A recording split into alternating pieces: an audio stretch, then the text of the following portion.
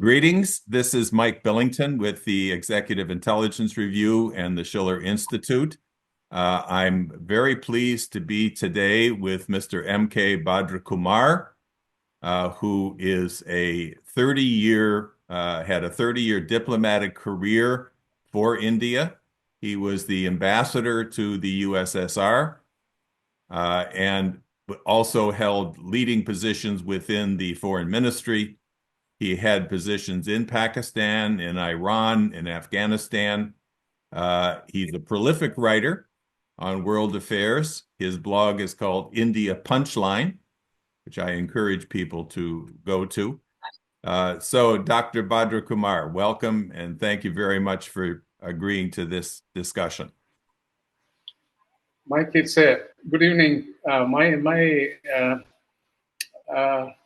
It's my privilege, entirely my privilege. I have known and I have read a lot about you in your distinguished career as an activist and a promoter of world peace and all that. But I never had an opportunity to sit face to face with you, so it's a privilege. Let me take up what you said and have a small correction. Mm-hmm. I was not ambassador to the Soviet Union. At that time, in the diplomatic service, I served twice in Moscow, at the time of Brezhnev and at the time of Gorbachev.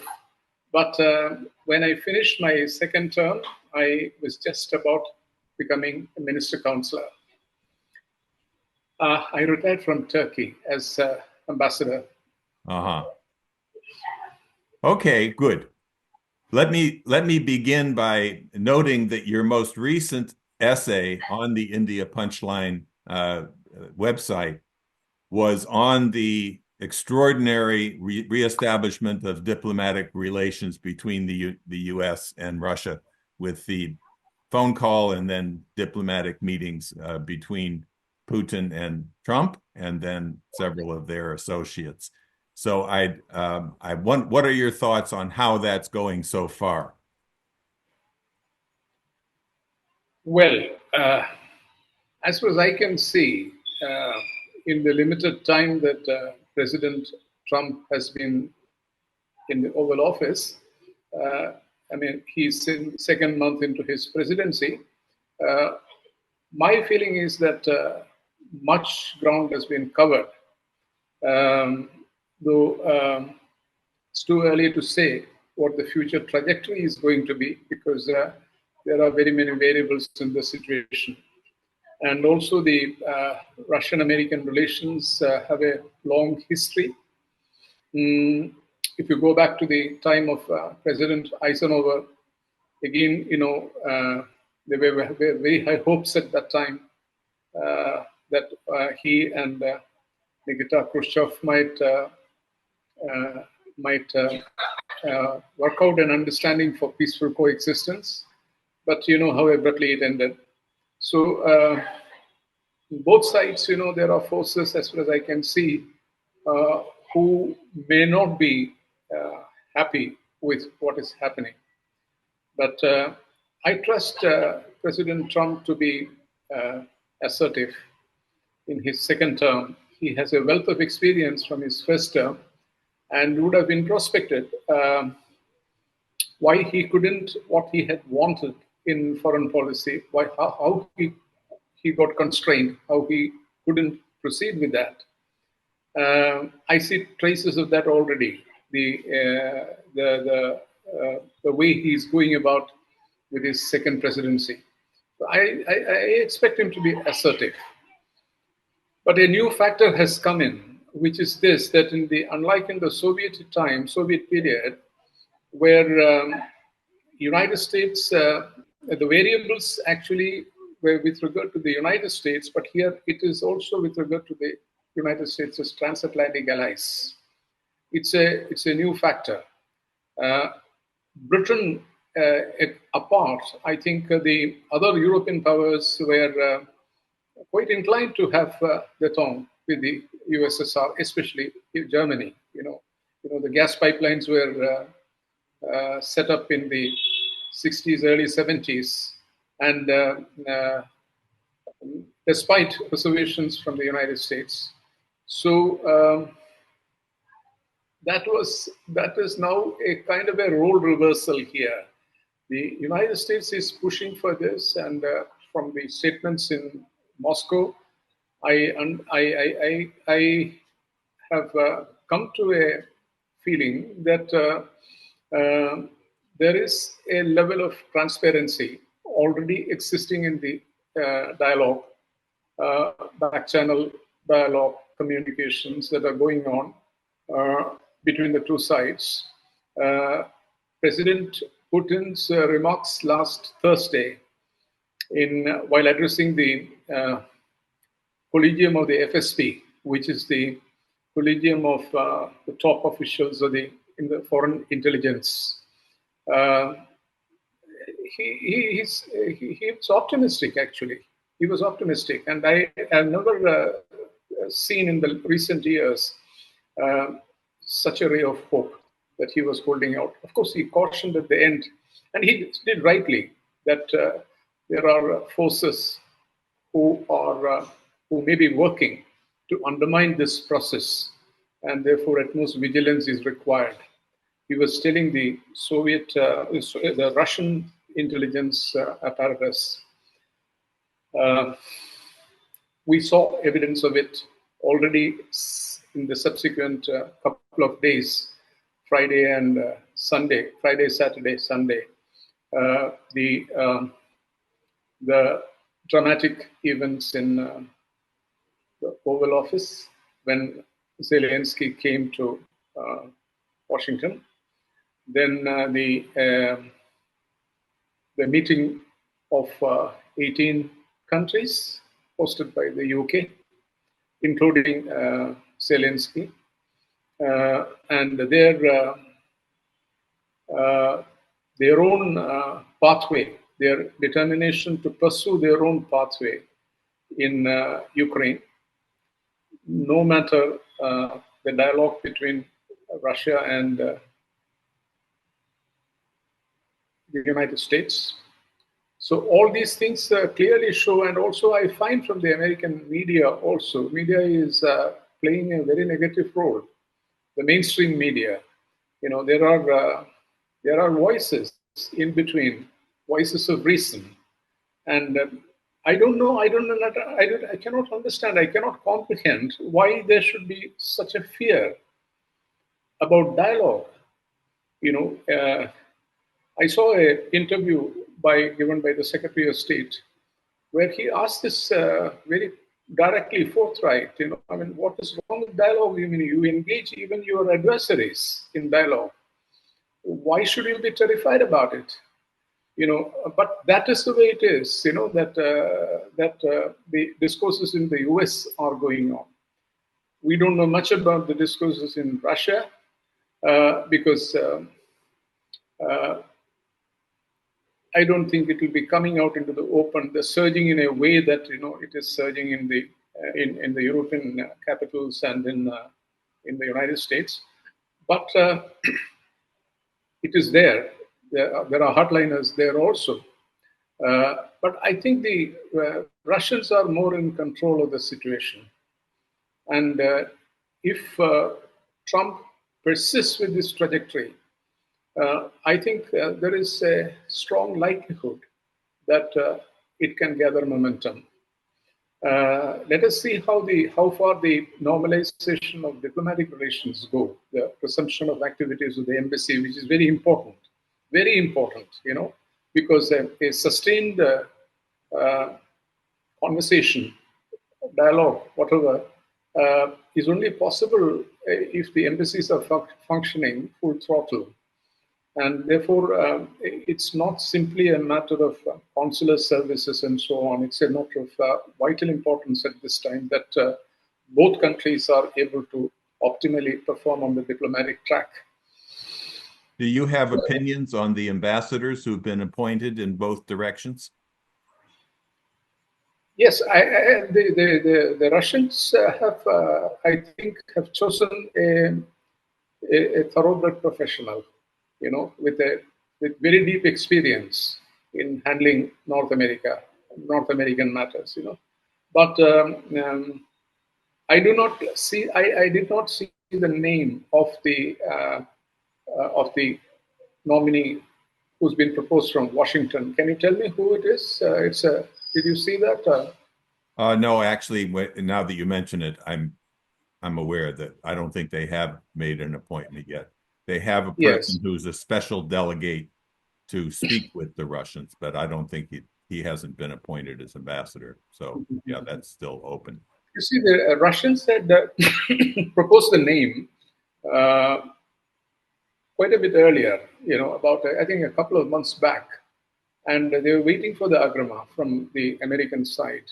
And when they met in Istanbul, the officials of the two sides, last week, I think the agrama was formally conveyed to the Russian side. But it was there in the Russian press that one could see that who was the candidate from their side. He's a very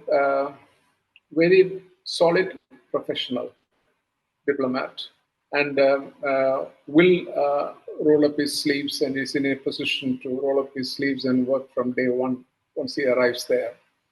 And I can understand that they have a lot of work to do, because they were denied any opportunity to communicate with the American public at the people-to-people level, and that is very important, because a nonsensical narrative is there in America, and all kinds of things. I didn't know.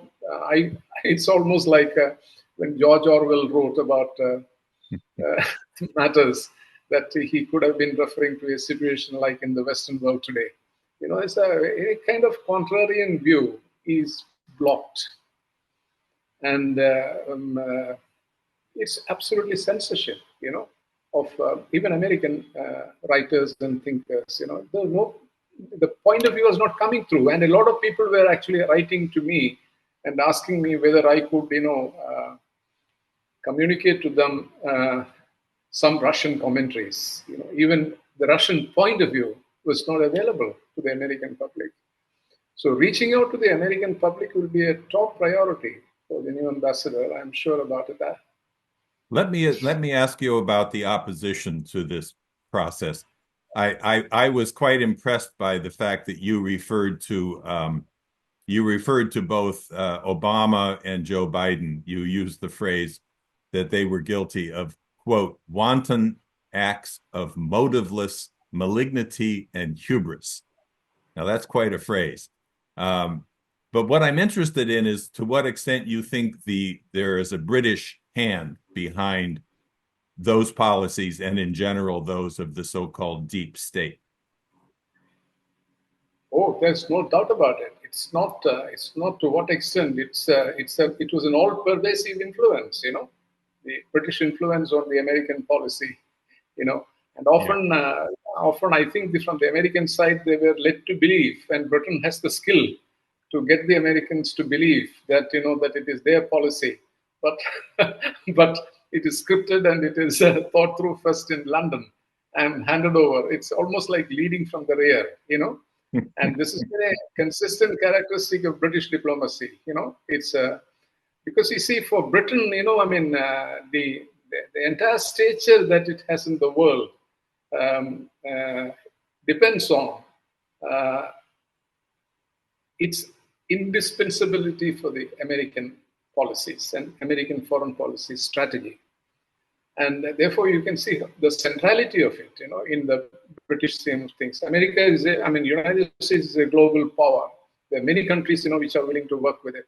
But in the case of Britain, it's not like that. It's an obsessive thought, and this was very evident in the last weekend also. The panic that is there, and it's going to be a very major negative factor in the coming weeks and months, because the British intelligence is a stranglehold on the regime in Kiev.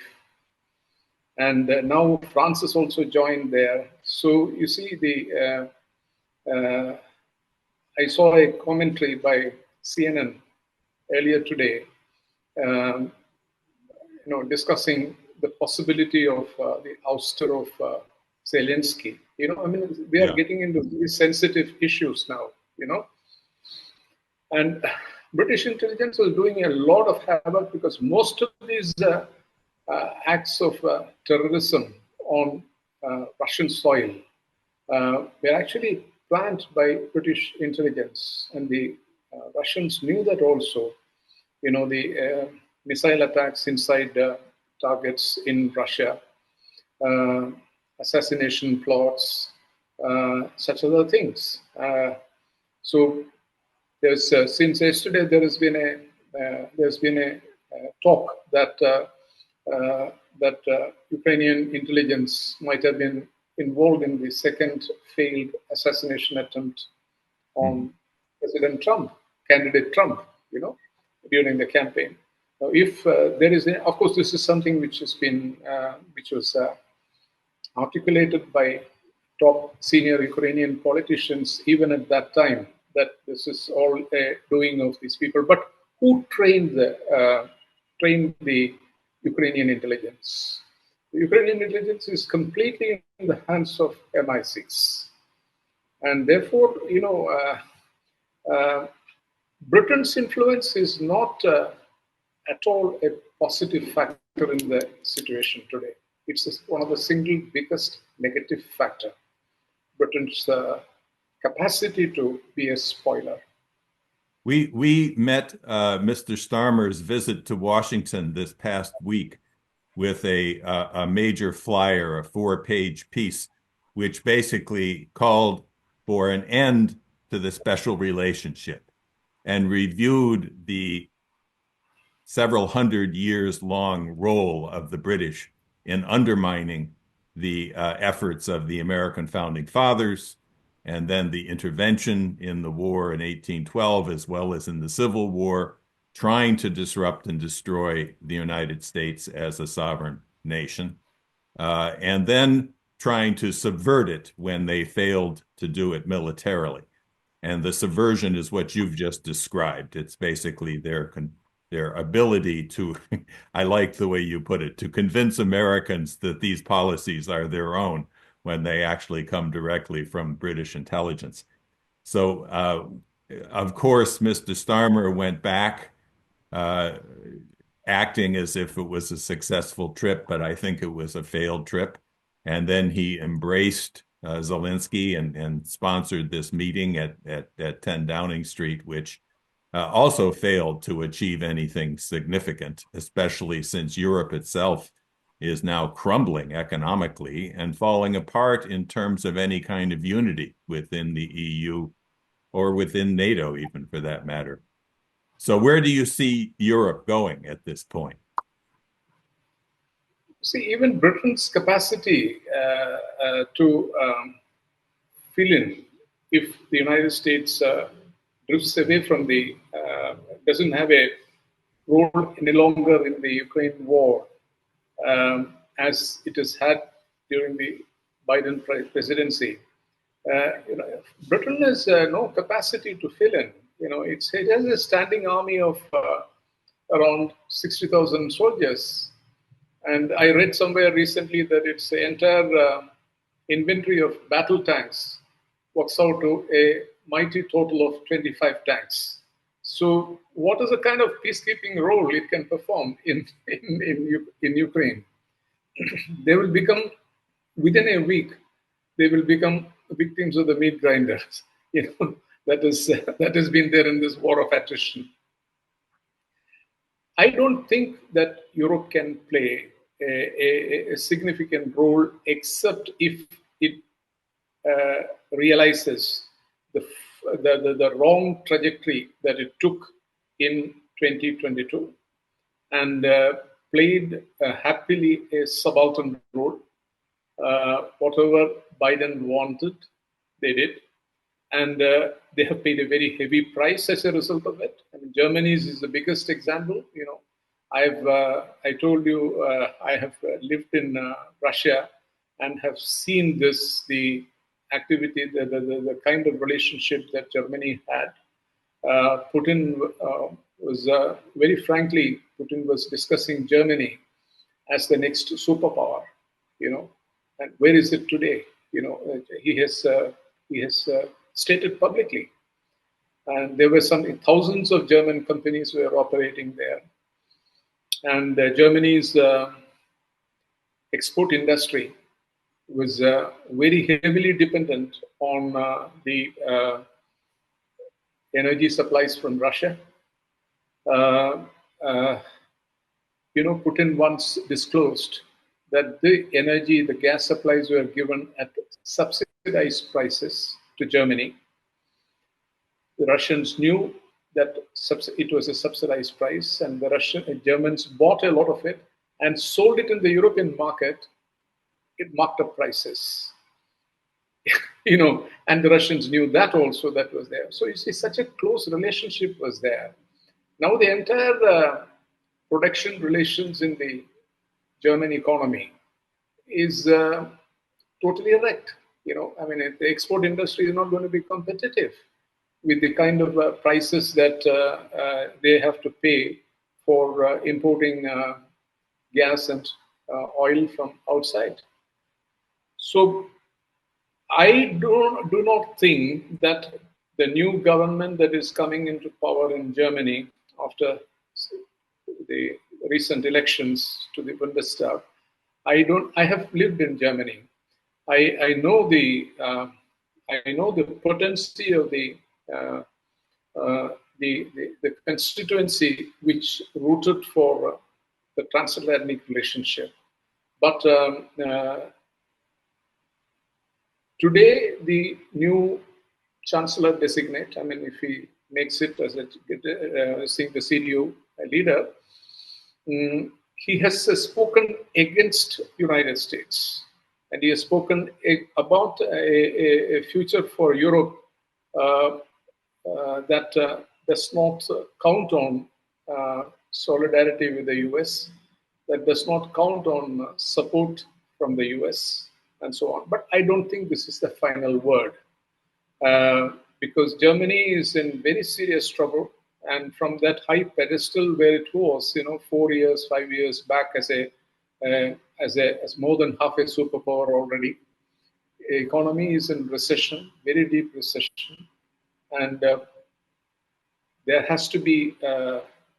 I saw the FT, Financial Times, had a report 3 days, 4 days back that already there is a talk about an American role in repairing the Nord Stream pipeline. Yeah. I don't know if you have heard about it. Mm-hmm. Nord Stream pipeline, which Biden had destroyed. And if that comes, then, it's a very interesting proposition. Russia has abundant supplies and massive quantities of gas and oil can flow from there again.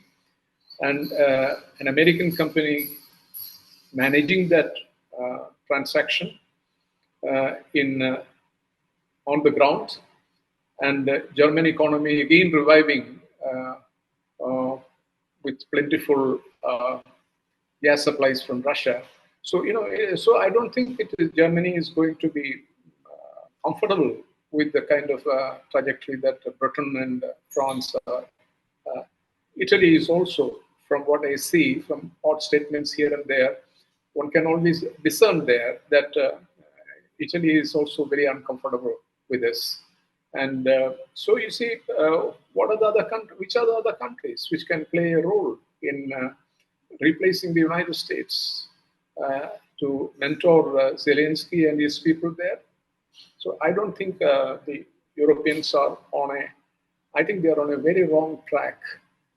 And if you see the known unknown there is also a factor there. That is that there's a lot of there's a power struggle. There's been a power struggle in Kiev, and when this comes out, people were holding back. Zelensky's the rival camp, holding back because they were nervous that any kind of effort to replace him would not have support from the United States. But now, if the United States, just cuts him loose and goes its own way and say you manage, then those forces will come up.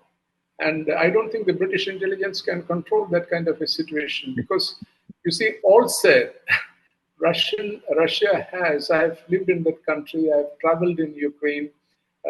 Russia knows that country like the back of his hand. And still there are, in the domestic politics in Ukraine, Russia has its eyes and ears open there, even while the war is going on. So, if changes of that kind do take place, and I can only hope, I've written that also, that it doesn't take a violent turn. But if that kind of a change takes place, then how does Europe address a situation, an emergent situation like that? You see, whereas I think both Putin and Trump are comfortably placed. They can build up the bilateral relationship between Russia and United States. And I think Trump's political line, is a very smart one.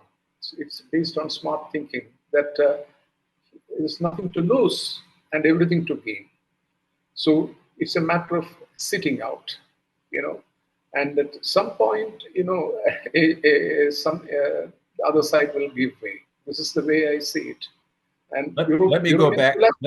Let me go back to the U.S. and you said in another one of your reports that I read that it was, and this was your words, that it's immaterial that the Trump administration is packed with pro-Israel figures and hardliners on China, for it is Trump that will be calling the shots.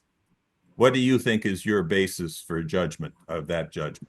I'll tell you that that I never believed in this Russia collusion hypothesis during Trump's first term, and I don't know, Mike, whether you have seen a paper which I have in my collection, a one-page advertisement, a full-page advertisement in the New York Times, paid advertisement by a young man in his 30s by name Donald Trump.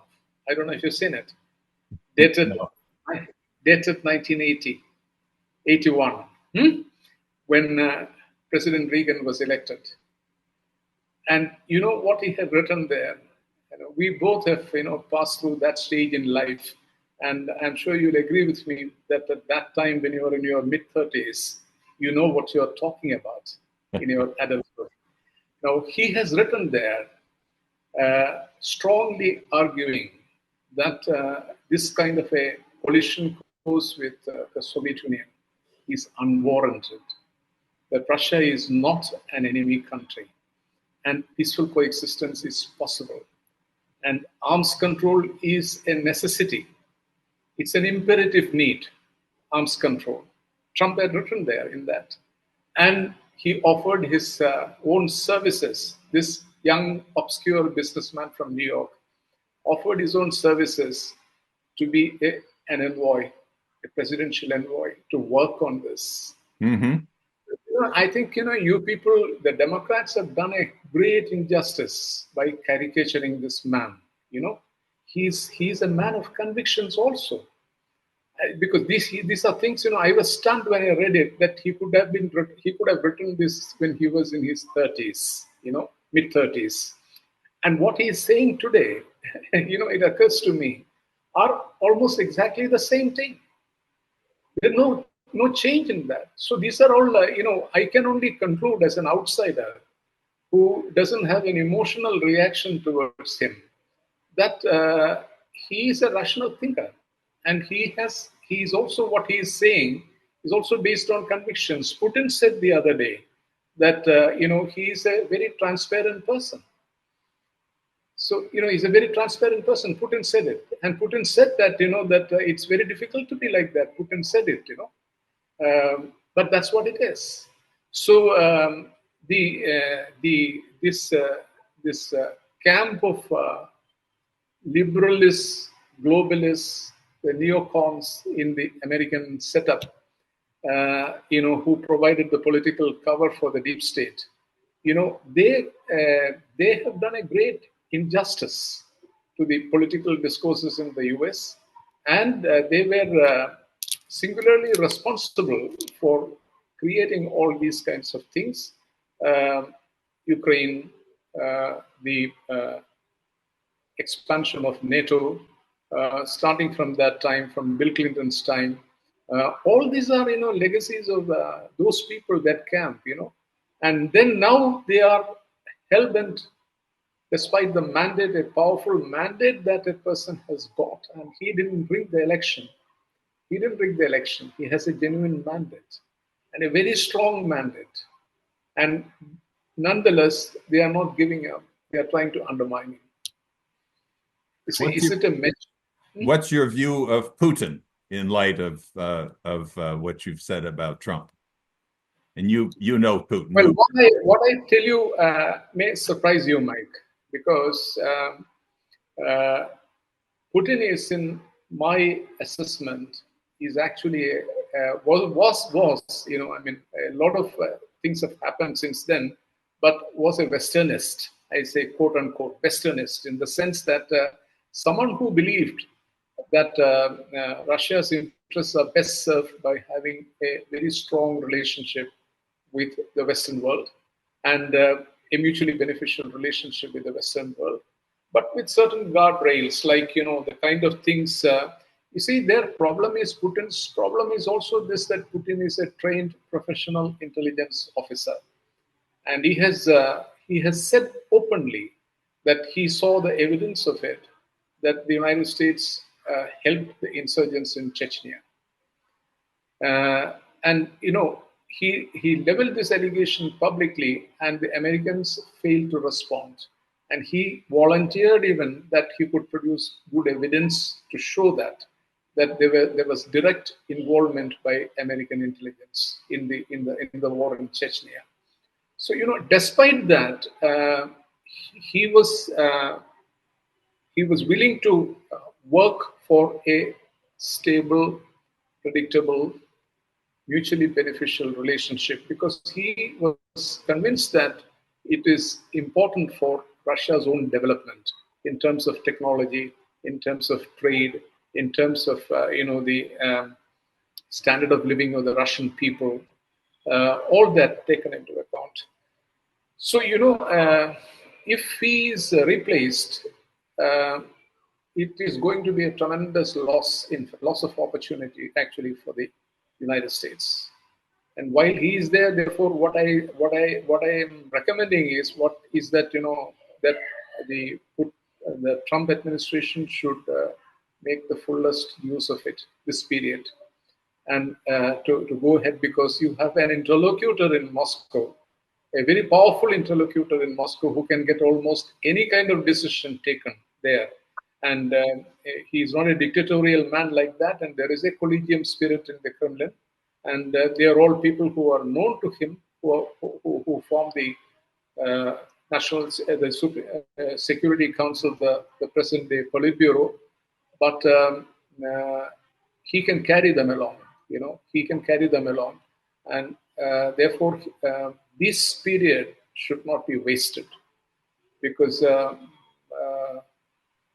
you may not have a person of this kind of stature, uh, experience, who has handled so many presidents um, across the Atlantic, and who is innately, intrinsically, who is open to having a relationship with the West. And I think his assignment in Germany was a very formative experience for him. He's a fluent German speaker. So all this could be working to the advantage of Trump. And I cannot say this. It will be somewhat audacious on my part to say this, but I have a feeling that Trump means what he says, that Putin can be an interlocutor for him. He believes in it, that there can be a partnership possible. Russia and India have had a long, very close relationship, maybe with some troubles here and there. But in both cases, relations between India and China and between Russia and China are extremely important in the current volatile situation that the world is in. So what is your view about this three-way relationship between Russia, China, and India, the three key countries in this new BRICS alliance and the leadership of the global South? See, the troubled relationship with China is working to the disadvantage of India, especially in the present day times. Because China is a huge reality, geopolitical reality, and not having a conversation, and it's an immediate neighbor, not having a conversation with China, the kind of line that India adopted in the most recent years, I think it was a very flawed policy. My personal opinion about it. The India, after the collapse of the Soviet Union, India could have taken a route like what Yeltsin took vis-a-vis China.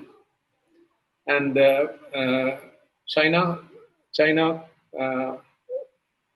Russia reconciliation, Russian Federation reconciliation came after China began to know that Russia has a strategic autonomy. So, if India also had behaved that way, the US-India relationship has been a very big handicap for India. You see, there's a contradiction there. The relationship with the United States is extremely consequential for India, and as far as the Indian elite is concerned, this is a indispensable relationship for India. And therefore, in the post-Cold War era, right from the 1990s, India pursued a policy which was almost, one can say, US-centric. But one template of it was that the United States gave an impression to India, and the sections of Indian opinion also came to believe that the United States is looking at India as a counterweight to China. I don't think that the United States had any illusions about India's weaknesses, and that India could never be a counterweight to China, because there's such a disparity in the comprehensive national power of the two countries. But a section of Indian elite believed that. Then, of course, the United States was an interested party to kind of invidiously fuel the China-India tensions, mutual suspicions, and so on. So this became a very negative factor in China-India relations, because, for China, any kind of tendency on the part of the Indians to align with the United States, though of course China has a very good awareness that in the final analysis, India will follow an independent foreign policy, and India is not at all in any way can be regarded as an ally of the United States working against China. Chinese commentators openly write about it, but they had their own anxieties and concerns as the US-Indian relationship began to gather momentum. And it's a very strong relationship. There is a bipartisan consensus in the United States. India is one of the few countries, perhaps, which can make a very smooth transition from the Biden presidency to the Trump presidency, and without any kind of hiccups. And even close allies to the United States, we have seen in Europe or Japan or Australia, have problems in coming to terms with the Trump presidency, but we don't have anything of that kind. Mm-hmm. So India is very well placed that way. But this has been a negative factor. But now, having said that, let me also add a caveat here, that I think that the Trump presidency will be good for India, because Trump, I don't get the feeling that, and Trump has no reason, in fact, to act as a spoiler in the India-Russia relationship, which is very vital for India. But Biden tried it. Biden tried it, and so that is not a worry that India has anymore. And similarly, Trump also is. I don't think he will work for. Will fuel the tensions between India and China. Not openly, but not only openly, not openly, but even in a even in a quiet way. I don't think he will do that. So India is that way speaking. For the first time, India is in a position to pursue its relationship with Russia, and if the Russian-American relations improve, and there is going to be content in the relationship, especially on the economic side and so on. India may even try to get a share of it, may like to join that, because here the India's focus is ultimately in terms of access to technology, trade, and the issues of development. And there you see the predicament is this, that that India doesn't have a strong manufacturing industry. India's growth is primarily in terms of the services sector, and infrastructure is developing.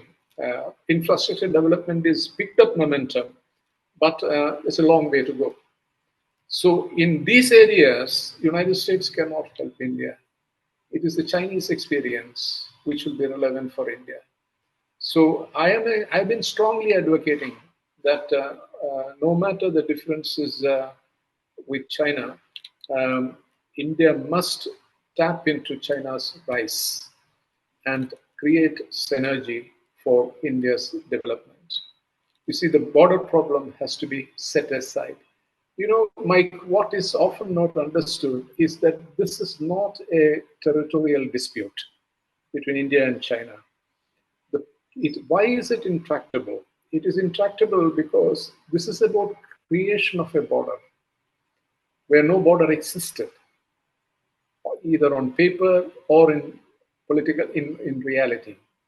So there are vast vacant spaces in the Himalayas, where no one is in a position to claim that this has been part of India like that. So both sides are having their own claims, and it's a question of agreeing to create a border. So you can imagine how difficult it is. And as now the countries have picked up momentum as a regional powers, so national prestige, all this comes into play, public opinion comes into play. So it's going to be very difficult. And India has to have a leadership which understands this, that the border dispute is not going to be settled easily, and it may take a long time. But meanwhile, mutual confidence, and also in terms of India's self-interest, it is useful to have a strong relationship with China. And also, one more point I need to mention is this: that in the final analysis, the fact remains that there are common interests for India and China as rising powers in today's international order. They both are staking claim to have a voice at the decision-making level in the international financial institutions, for example. And they have a common interest in that. So they are both ambitious about their role in the coming decades, well into this 21st century. So you see, the Chinese commentaries are often right about this, that that look, if we work together, it has a multiplier effect, and that can be a game changer for both. But if we do not work together, then both are losing. Right. Before we stop, I'd like to ask you to address the situation in the Middle East, but I'd like to approach it through Iran. I think you were ambassador in Iran, or you worked in Iran as in some. No, I have a long experience on Iran, in the sense that right from the time of the Islamic Revolution. Yeah. I mentioned to you my postings at headquarters. I handled only Iran, Pakistan, Afghanistan. No other charge I had. It's a very important division for in the Indian Foreign Ministry. Right. All are very key relationships. But I think you've mentioned in other writings that you're confident that Trump will not be drawn into Netanyahu's effort to have a U.S.-Israeli war on Iran. What do you think about Iran's role today, not just in the Middle East, but their role internationally? Iran is on the cusp of change. Unfortunately, I know that there are people in the US also who understand this, but the old stereotyped notions are still dominating in the US. I went to Iran as an observer during the presidential election. And frankly, I met people whom I have known for earlier time, also for a long time. I interacted with them, I talked with them, and I came away distinctly with an impression that Iran is going to change. And since then, there is much evidence pointing in that direction.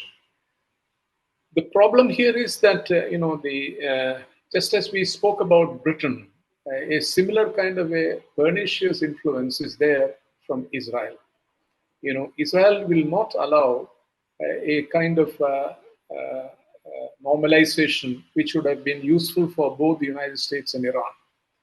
But in my opinion, there again, we could see some interesting changes in the sense that the bottom line there is this, that I think Trump is genuinely averse to wars, especially getting involved in wars, deploying the United States forces in a war in an outside country to defend another country's interests.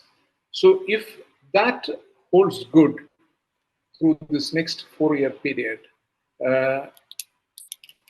what is the way that it can develop? If there is no war, naturally the United States will not decouple from Israel. Israel is hugely influential in the United States in terms of media, Congress, the political elite, and so on, think tanks, and so on. So that will not change the so-called Israel lobby. But that relationship will continue. But I have a feeling that at some point, if it has not already taken place during Netanyahu's visit to the US, I think Trump will convey to them, Trump will get them to understand that if they embark on something of an adventurous policy towards Iran in terms of a conflict, then don't count on him, to step in and fight for Israel, fight Iran for its interests. You see, a thing which is difficult for the Americans to understand is also this, that I have no doubt in my mind that Iranians are not interested in a nuclear weapon. And however much they try to say this, what option has been left to them when it comes to the enrichment? The United States pulled out of the JCPOA. Iran fulfilled its obligations fully. Nonetheless, the United States did not deliver. And then it tore up the agreement and said that it will opt for a maximum pressure policy. Sanctions remained. None of the sanctions was lifted. So what is it that one could expect the Iranians to do? So they went back to the drawing board and their enrichment continued, and they have now come up to a point that they are a threshold state. Now, still, I don't think that they will go for, and it's not a question of thinking. I know the Iranian mind on this. they do not think that it gives them any additional deterrent capability. And so they have developed their deterrent capability in other directions. And we both can agree that that capability is very credible today in terms of their missile capabilities and so on. So a war means it will be uh, it will be to the detriment of Israel, which is a much smaller country ultimately. And unless the United States come into it, it's a very much smaller country. And I think Israel will be completely destroyed if there is a confrontation, military confrontation. And I feel that Netanyahu is also ultimately a realist, and he should be knowing this. That Who? state of Netanyahu Netanyahu. himself would know that. But the rest is a matter of rhetoric and grandstanding, that he's straining at the leash to go for a war and so on. But I don't think it will happen because he knows it. He knows that Iran's capabilities are today at such a level that there will be no winners in such a war, and Israel will be destroyed in the process. Besides, I think that Trump will definitely would have even conveyed, if not directly, through others. Witkoff was there in 2, 3 times, I think, So he would have conveyed that, look, do not do anything. And much of his, the Trump's own grandstanding with regard to the Riviera of the Middle East and so on in Gaza, I think it's a matter of publicly posturing that the American backing for Israel is very solid, but that that has its limitations. That cannot be logically taken to mean that the United States will align with Israel to fight a war against Israel.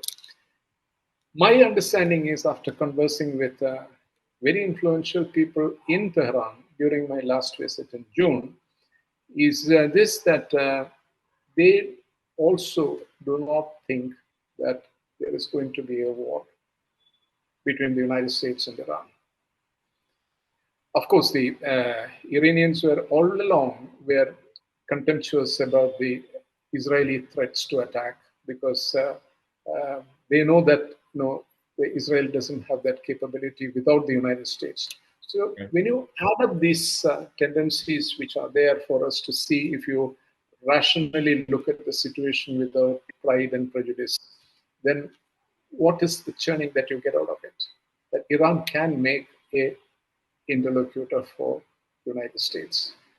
And in the present situation, a new factor has also come in there, that the old American strategy of creating an anti-Iran front in that region with Israeli participation in it to isolate Iran, that is not going to work. The Iran-Saudi rapprochement brokered by China has brought about a sea change in the regional climate. So much so that it is doubtful if any of these countries would want to be seen as siding with Israel or the United States in the event of a war with Iran.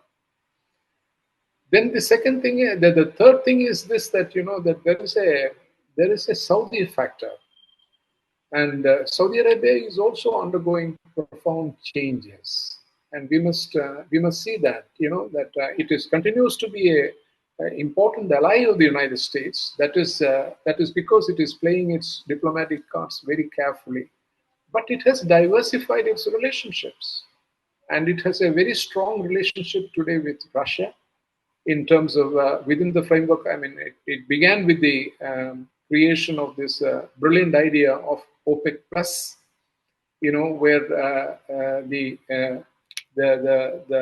world oil market, they have aligned to influence the world market conditions, oil market conditions. With China, they have a strong relationship again. So you see, Saudi Arabia today is very different Saudi Arabia. And the most important thing about the Saudi approach to life now in regional politics is this, that the traditional attitude of using the militant Islamist jihadi forces as geopolitical tool, they have ended that. They are not in that business anymore. Now, this is a sea change. This has brought about a sea change in the situation in the Middle East. And this young man, the crown prince, is genuinely a modernizer.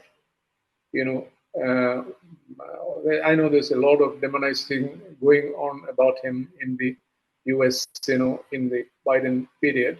But I think that he's a modernizer.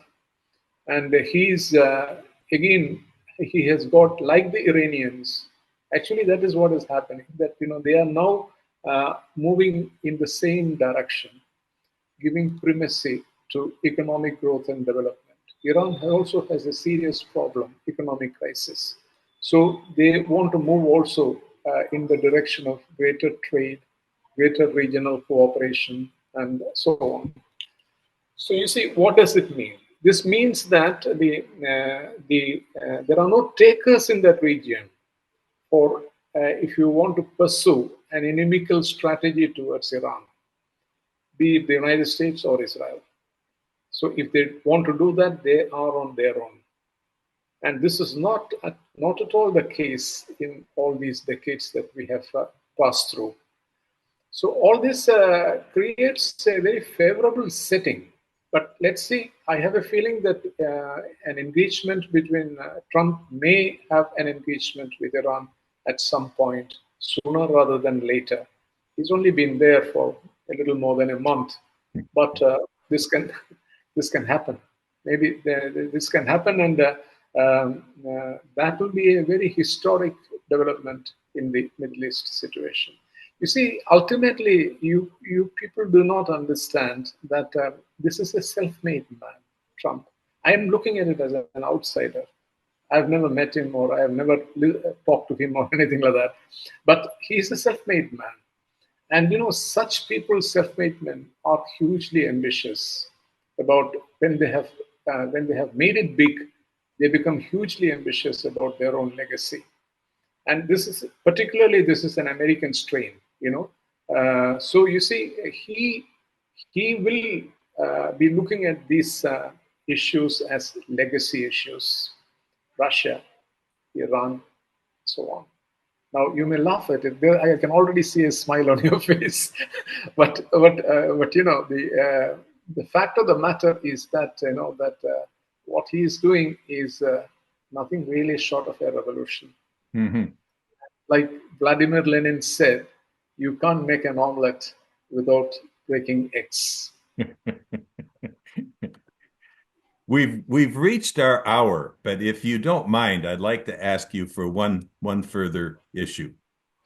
Sure. And Please. that is our Oasis plan. I don't know if you've looked at this, but this is the plan that LaRouche authored way back in the 1970s, which was that the real problem in the Middle East, if there was going to be peace, there had to be a concrete development policy which would address the water crisis as well as the energy and transportation and basic infrastructure.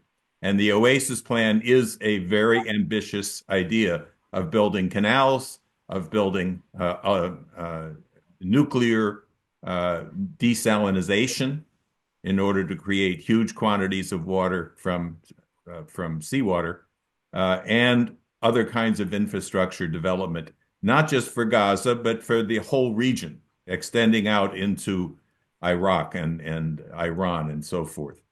And I'm wondering what your view of that is. We're trying to intersect this policy now as powerfully as we can into the discussions that are taking place because of the Gaza crisis. I think Trump would be interested in this. You can logically, Trump would be interested in this. The United States' main handicap. Why is it that its influence is steadily draining, and is losing its capacity in the region? It's a paradox, but Iran is actually the Americans' natural ally. in that region. And the Iranian elite is again distinctly pro-Western. And that country is performing today much below its optimal level. It has a huge population, massive landmass, and powerful agriculture, well-developed agriculture, agricultural base. And if only it is allowed to bring out its LNG and gas to the world market, it's a huge it's a huge reserve, you know. So you see, it can be of use, and all these things become possible. But so long as that doesn't happen, uh, how do you realize these dreams? They will remain on paper, you know, this kind of thing. Because I don't think any country there has got the kind of intellectual resources, absorption capacity for technology, and the national will and purpose in this way that Iran has. So Trump will Trump will certainly be attracted towards this if a engagement takes place. I think I strongly suggest that you should promote an engagement, a constructive engagement between the United States and Iran. And this would be, in some ways, I tell you, this would be even, I would say, as significant as the normalization of Russian-American relationship. It will be in America's interests.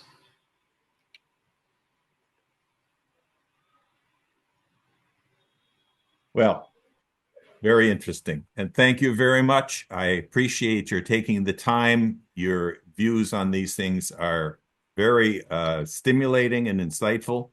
And I think it will lead to further discussion within our organization and with our associates around the world. So I thank you. And do you have any final words you'd like to say? No, Mike, I thoroughly enjoyed our conversation.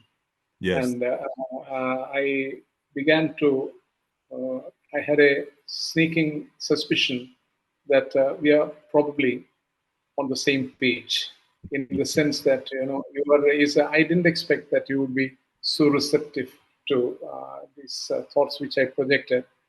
So what does it mean? It means that there are thoughtful people in the US who understand these things, and I think therefore you should use your influence to work on some of these areas.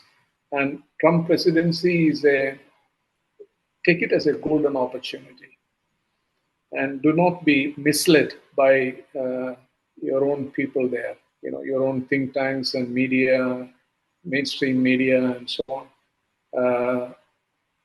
He's opened a gateway, a pathway through which, if the country can travel, it will be transformed phenomenally. And I had never thought that this slogan of MAGA, you know, MAGA, Yeah. Make America Great Again, that is anything but a pipe dream. But now I am beginning to feel that if he proceeds, I saw this morning, for example, how did it begin? The press conference by Trump announcing the $100 billion investment to make chips in Arizona. From Taiwan. Yeah, in Taiwan. So you see, the thing is, how often did you see this kind of things during the Biden presidency? So he is working overtime, and he has a hugely ambitious agenda. Please do not, therefore, you know, please do not handicap him by, you know, creating this kind of digressions and distractions and so on, as had happened during the first presidency. Yeah. After, when is the essence of democracy that, you know, that when someone has earned a legitimate mandate from the people, and what a mandate! It is such a strong mandate from the people, American people, he got. Then he should be allowed to govern. because the people are going to get an opportunity after 4 years to go on the same path or take some other path, which is what democracy is about. But a peaceful transfer of power is no longer possible in your country, I find. It's extremely frustrating. It's like what many people are now saying about Europe. I think what was Vance, I believe, who said the problem in Europe is not Russia or China. It's that they no longer believe in the voice of their own people, that there's no democracy anymore. And he pointed to Romania I, and AFD and so I'm forth. telling you, this is the problem in Europe. You've Yeah. you've Yeah. hit the nail on the head. This is the problem with Europe, and this is also the problem in the United States. You see, this has to be like these people who are systematically undermining, decrying Trump. They should understand, that to behave like adults and let the process of governance continue. Discuss a policy, but in objective terms, but leave it at that. Everything is not about winning elections. So now you see the plate is like this, that that unless he's humbled and he's destroyed, the other side cannot hope to have a revival. It's a zero sum mentality. Yeah, exactly. Yeah, the win-win idea, the idea of mutual collaboration and the respect of the other from the Westphalia peace uh, is totally missing in this unipolar world mentality. Yeah. Mhm. Let me thank you. Let me thank you, and I wish you all success in your endeavors. You have had a very eventful life, and you aspired for things, which were not even humanly possible. So you had such dreams in your life. I admire you, and I'm therefore I feel greatly privileged, that you spent this 1 hour with me alone in a conversation. Yes, thank you very much.